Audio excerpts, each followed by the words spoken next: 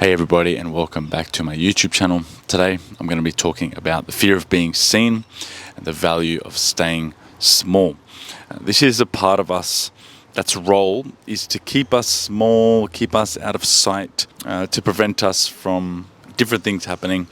But essentially it's preventing us from being judged, being rejected, feeling like a sense of unworthiness because what we did step into that was larger and more expansive than what we were doing before, we failed at, we didn't do good enough at. So, that part of us doesn't want to risk that experience and that pain. So it rather values being in this familiar, comfortable place, which to another part of us is like, hey, you're being so small, there's kind of, you're continuing to do the status quo, working in this job that I don't like, or continuing to stay in this relationship, or not speaking your truth, not expressing yourself, not showing up on social media, not marketing yourself, not charging what you feel like you're worth to charge, not putting yourself out there and kind of connecting with people that you're attracted to, if it's in the context of romantic relationships,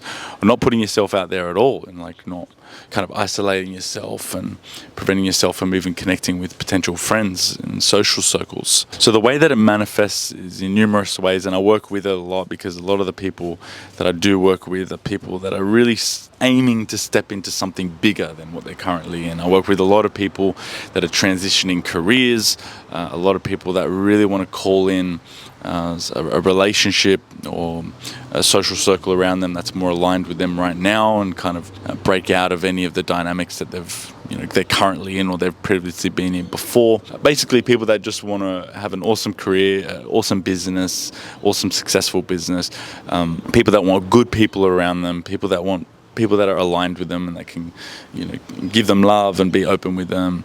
And they've come to that realization themselves that they, in fact, have to be the one to embody that if they are to call all these beautiful things in around them. But it can be really challenging to work on if this part of you, wants to keep holding on to staying small. They're just like so stubborn in that. And it's almost like autopilot, no matter how much your rational mind is like, hey, come on, we got to do this thing, stop procrastinating, post up on social media, post up a reel or a piece of content that's more like authentic to you. Come on, leave that job, put in your notice, start creating this business that you've always wanted to do. Come on, approach that person. Come on, speak your truth, be honest, open up your heart and share your actual feelings with what's going on. That part of us just doesn't want to do that. It's kind of adamant, like, no, we're going to stay here. This has been my role for so many years, and this is why I'm here. And, I have concerns that if we are to break out of this circle that we've been in for so long, if we are to kind of expand on that a bit more, I have concerns that it's not going to end very well and you will get hurt. Working with this part of us is what the aim is, because if we only kind of observe that part of us that wants to stay in this small circle from the outside, we're going to get frustrated, we're going to judge it, we're going to hate it, we're going to despise it, because we're observing it going, you're sabotaging me. And if you're in this sort of state now, great, because this part of you here who's kind of despising and hating and frustrated at this part of you that wants to stay small, they're ultimately the part of you that's kind of motivating you to go watch videos like this or reach out and ask for help. And if you're someone who wants help, just book in a call with me now. The link is in the description. I can definitely help you out with this. But this is the part of you that is kind of bringing value into changing this situation. But it's just the current approach that part of you has.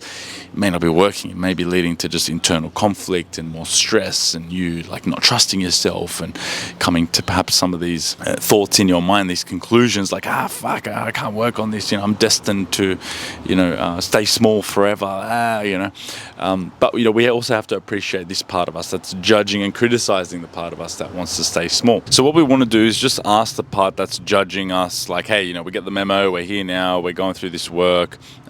Give me a bit of space now, so you can connect with that part of you, the one that does want to stay small, from yourself, which is going to be like more of an energy of compassion, curiosity, courage. You're just really trying to seek to understand this part of you, because once you get to understand this part of you, that's when you understand the origins and the history of where this part of you comes from and why they've had to take up this role and why this role's been so valued and so important throughout your life. Because what you may find then is that during your history and your past experiences, staying small was in fact a way to keep you safe from experiences around you that without that would have been very overwhelming for you to deal with, and to kind of prevent those overwhelming experiences from being repeated, whether it be being bullied or being criticized a lot and judged by people in your family, or the environment around you being quite chaotic emotionally and you kind of staying small to prevent yourself being hurt in that environment, or to protect yourself from failing, because if you failed it meant something so painful for you that you were like unworthy and not good enough, because you may have not been supported throughout your failures. So it's like each and every single one of these experiences, whether they're macro experiences or micro ones, it's like they channeled energy and kind of